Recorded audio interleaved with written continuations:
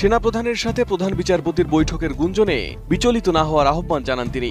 এছাড়া রাষ্ট্রপতি এবং প্রধান উপদেষ্টার সাথে সেনাপ্রধানের সাক্ষাৎকে রুটিন ওয়ার্ক বলে অভিহিত করেন আইন উপদেষ্টা। আর্মি চিফ প্রধান বিচারপতির সাথে দেখা করেছেন এই ধরনের কোনো তথ্য আমার জানা নাই। আমি দু একটা পত্রিকায় দেখেছি, আর অনলাইনে এটা নিয়ে নানান গুজব গুঞ্জন হয়েছে দেখেছি। এসব গুজব গুঞ্জন নিয়ে বিচলিত হওয়ার মতো কিছু নাই, এটা হচ্ছে আমার বক্তব্য।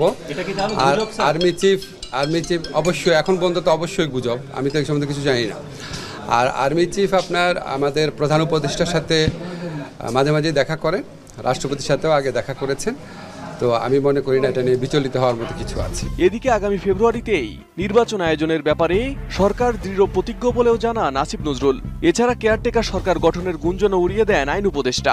আমরা সরকারের পক্ষ থেকে ফেব্রুয়ারিতে নির্বাচন করার ব্যাপারে দৃঢ় প্রতিজ্ঞ, এটা আমাদের প্রধান উপদেষ্টা বারবার বলেছেন।